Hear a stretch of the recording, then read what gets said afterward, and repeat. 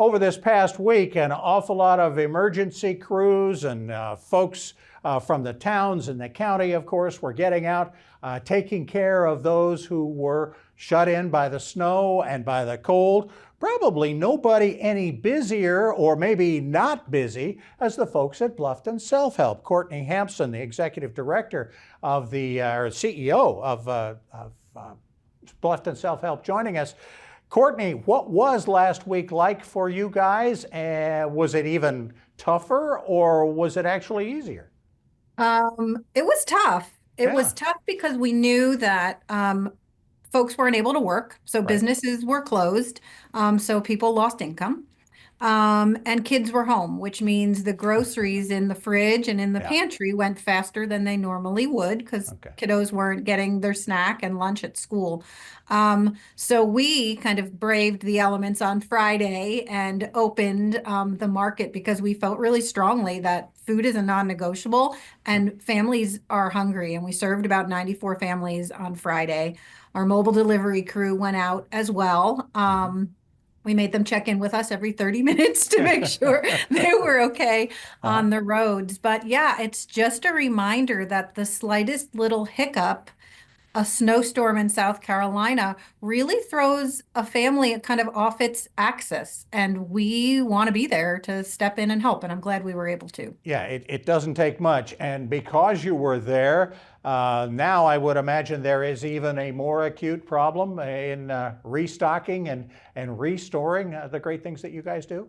Yeah, we were already a little low. The holidays are always such a flurry of activity, not just in terms of folks who are utilizing our services, but the donations are very, very plentiful in November and December. It's the time of giving, right? So January is always a little depressing in terms of what we're seeing coming in. So it's always a big restock month.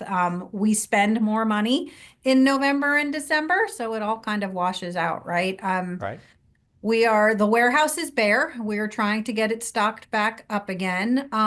But also we know because folks missed work this week that with rent and mortgage payments coming due next week, we will see an increase in financial assistance requests. Okay, so folks need to get mobilized. This is a great time for all of us who spent time last week hunkering down and just kind of getting through it all Yeah. to open the checkbooks, open our hearts, and take care of those less fortunate. What are the best ways? What do you need? Right. So we always need food. Non-perishables are amazingly helpful to us, especially with the cost of groceries higher for everybody. Those donations have gone down too. We spent 40% more than budgeted on food in Q4 just because the cost of milk and eggs and meat is up. So non-perishables are crucial. And of course, folks can donate directly to us via our website, and we will spend the money exactly where we need it. BlufftonSelfHelp.org is that website to go on and do those kind of things. Have you guys thought, with the price of eggs hitting $9 a dozen in some places in South Carolina, thought about getting your own chickens?